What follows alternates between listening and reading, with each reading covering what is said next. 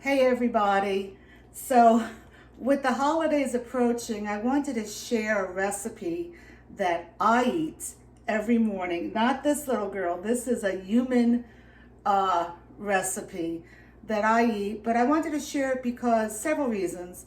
If you're looking for a gift to give to neighbors and you don't know what to give them or you don't want to spend a lot of money, I have this wonderful granola recipe that I would like to share with you. And you can put them in little mason jars and a ribbon on it and, a card and give it to your neighbors. It's such an easy recipe. And I've been eating this now for a year. In the morning, I eat yogurt with a banana. She gets some yana and yogurt and granola and berries. And the reason I started making it, because I'm studying canine nutrition and I'm finding out how bad seed oils are.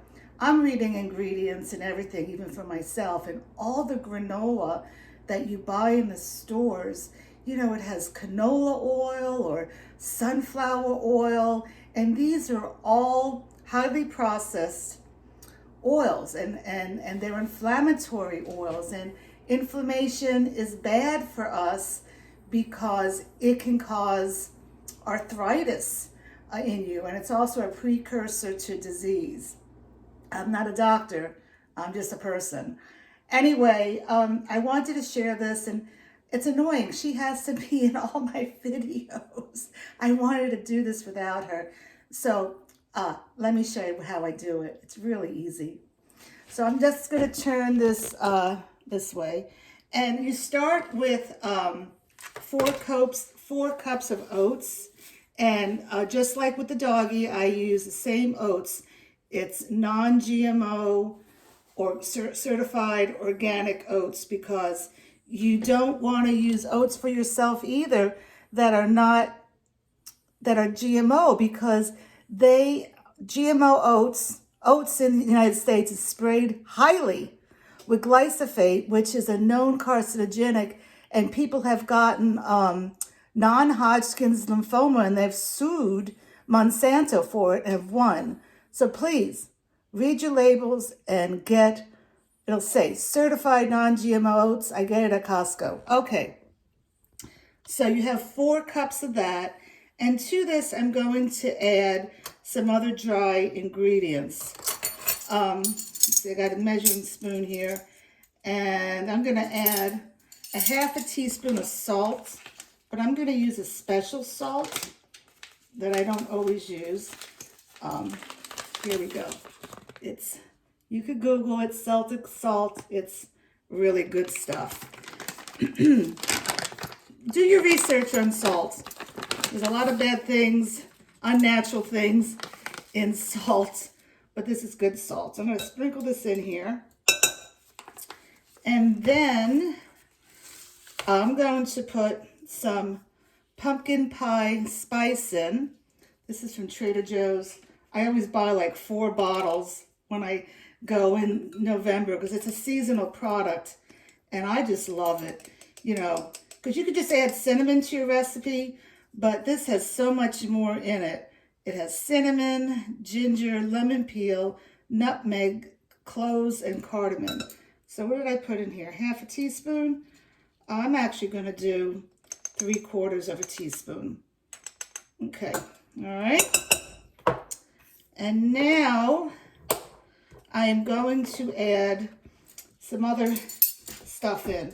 I'm going to add in here we go, raw pumpkin seeds. All right, get this at Trader Joe's, along with organic flax seeds, along with hemp hearts. I get all of these at Trader Joe's. You can get the flax seed and the hemp hearts at Costco, but it's way too big. And these have oils in them. Once the bag is open, it has to be stored in the refrigerator. So I measured it all out. It's not really measured. I don't measure that much. It's basically like a little less than 1/3 of a cup of each. And I'm going to pour that in. Okay. And of course, I'm not organized here. I don't have my spatula out, so let me get it. And I'm just going to mix this up a little. You want to put all your dry ingredients together. And now we're going to add the wet ingredients to this. Well, actually, hold on a second. Now I'm going to add 1.5 cups of nuts of your choice. You know, you don't have to do the nuts, okay? I think I did too many nuts here, so I'm going to hold off on all of those nuts. Hold on a second. You don't have to do nuts. You can add chocolate chips. When I do the chocolate chip one, I'll do cacao powder, not cocoa powder. Cacao powder with chocolate chips. But I don't really like that because I don't like biting on chocolate chips for my teeth. Okay, so you now have that. So now we're going to add some liquid. Now I'm going to use extra virgin olive oil, not coconut oil, and because this is healthier for your heart. And I'm not going to use any kind of seed oil. That's just horrible. Don't use that stuff. So you do 1/2 cup of the extra virgin olive oil. And to that, hold on a second. Let me get something out of the refrigerator. I normally add 100% pure honey. You could add, I'm sorry, this is not honey, this is maple syrup. You could add honey. Wow, it would be a really kick if I were to add, if I were to add my honey that has the garlic in it. I'm not doing that today though. But today I'm going to add date syrup. Okay, if you don't have this, just do the olive oil. I'm sorry, just do the honey. You want to make sure it's 100% pure honey. But I've had this for a while and I figured, what the heck, let me use this. So what I'm going to do, and this only has 2 more grams of sugar than the syrup, but it's not processed. It's the real deal. The only ingredients in this is organic date syrup. I'm going to add it right to this bowl, this measuring cup. And why I'm doing that is because when it pours out, and I'm not going to put, it's supposed to put like 1/2 cup. I'm going to do it very shy of 1/2 cup. When it pours out, nothing's going to stick to the measuring cup because there's oil in it. And then to that, I'm going to add 100% real vanilla. I don't really measure. I'm just going to do, she's smelling a lot of stuff. I'm just going to do like almost a cap full. That's how I measure. And dump that in here. I don't know if you can see that. All right, so now what I'm going to do, and you'll see how nicely it comes out, I'm just going to pour that right in here. Okay? And see how it's all coming out, most of it. And this is not TV, this is me at my house, and I want to get every last drop. All right, so now all you do is mix this up. And this is going to take a few minutes to do. But while I'm mixing this up, I'm going to let you know that you preheat your oven to 350 degrees. And I'm going to show you, but you're going to put it on a cookie sheet, and press it down, and cook it for 11 minutes. And then what I do after the 11 minutes, I add coconut flakes that have no sugar in it and mix that up. And I add that and then I put it in for another 11 minutes. You don't want to put the coconut flakes in now because it would burn. And like I said, you can add stuff, whatever you want in it. If you wanted to add dried fruit in it. Again, if you wanted a chocolate concoction, do cacao powder over cocoa powder because it's not processed. And then you can do cacao chips.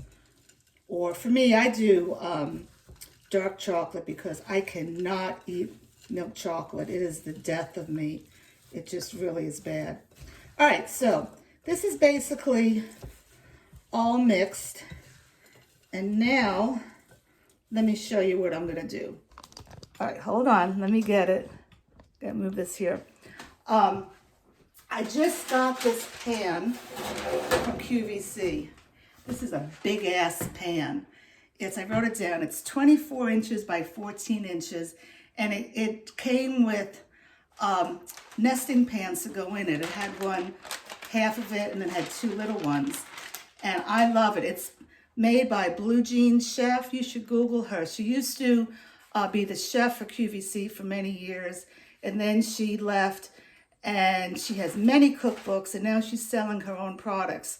And this is one of the products that I got from her. Now, I don't have to use parchment paper, but I'm obsessed. I'm obsessed with parchment paper, because if I put parchment paper on this, I don't have to wash this pan. And I know it would be easy to wash, but I just am obsessed with parchment paper.